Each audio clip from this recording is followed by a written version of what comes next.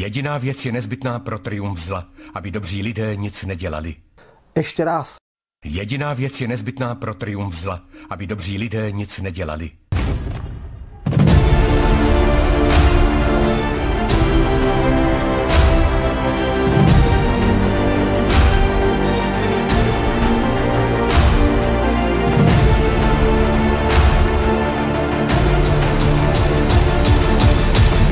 No, teraz si povedzme, ako pokračuje príprava, alebo moje úsilie zorganizovať štátny alebo celonárodný pohreb generála Lučanského.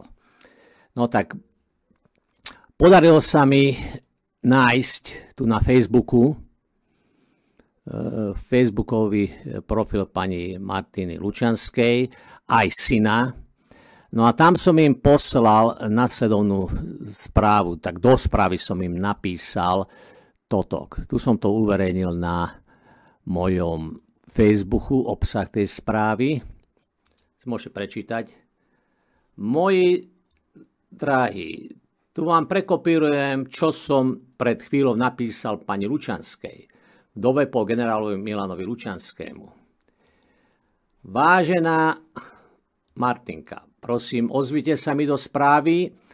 Vám pošlem teraz moje telefónne číslo. Potrebujem sa s vami poradiť ohľadom usporiadania štátneho alebo národného pohrebu vášho manžela. Tu si prosím pozrite toto video, aby ste vedeli, o čo presne ide. No a som jej tam poslal aj link na toto video, čo som tu spravil. Boris Kolár a štátny pohreb generála Milana Lučanského. To si môžete pozrieť tuto na mojom hlavnom kanáli. Sa to volá Boris Kolár a štátny pohreb Milana Lučanského. No vy, ktorí ste to nevideli, dávam link sem do rohu, to ičko, alebo na konci videa. Pozrite si to video. No.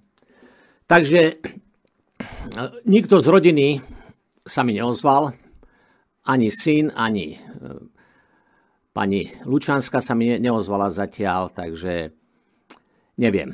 Ja robím, čo môžem, toto je maximum, čo môžem preto urobiť. No a uvidíme. Už dobrovoľníkov mám, ktorí by držali čestnú stráž pri generálovi Lučanskom, keby sa podarilo.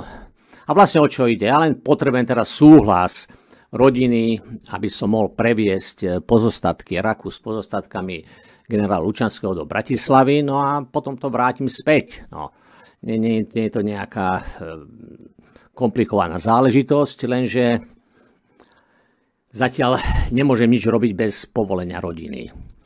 No ale aj tak možno, že sa by pani Lučanská neozvala, je príčina, prečo toto video môžem robiť.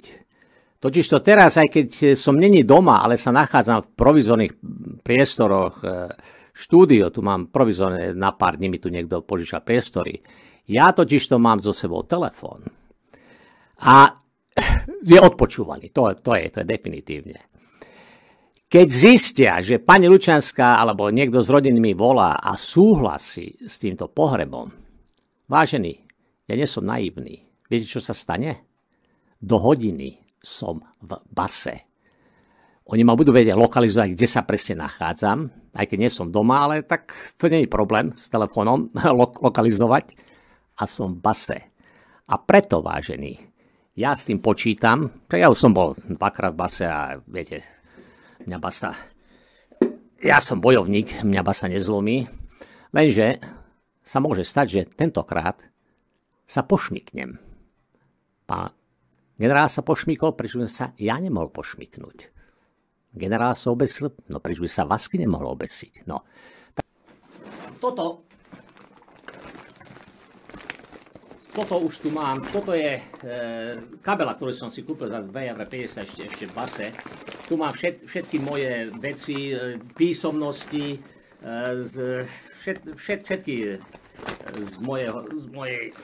z mojej väzby a všetky tie z môjho stíhania, plus tam mám cigarety pripravené, takže ja môžem byť zabasnutý každú chvíľu. Možno keď pôjdem z tohto štúdia, ale mi z rodiny Lučianskych zavolajú, áno, pán Vaský, môžete pozostatky generála Lučianského previesť do Bratislavy, no a to bude posledné, čo bude niekto odo mňa počuť. Som momentálne v base. No ale nevadí. Keď ja budem, ak by sa toto stalo, že rodina súhlasí s národným pohrebom, kde pozostatky budú vystavené pred Národnou radou, tak potom, vážený, keď to ja nebudem môcť urobiť, keď ja nebudem môcť dopraviť tieto pozostatky generála Lučianského, tak vy, niekto sa tu musí nájsť, kto má toľko statočnosti, charakternosti a odvahy, ako mám ja, a vy to musíte potom dokončiť. Vy musíte potom prepraviť pozostatky generála Lučianského do Bratislavy, vystaviť truhlu pred Národnou radou, aby sa tam ľudia mohli prísť pokloniť jeho pamiatke. Takže tak. Ešte raz. Takže tak. Naozaj sme na prahu návratu 50. rokov.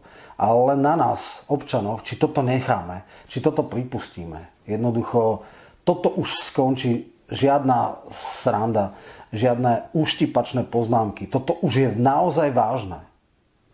A teraz poďme ešte k niektorým ďalším veciam. Žitný povedal veľmi precítené, veľmi osobné: zabili ste mi kamaráta. Ak si oni myslia, že toto ututlajú, neututlajú. Jediná věc je nezbytná pro triumf zla, aby dobří lidé nic nedělali. Edmund Berg.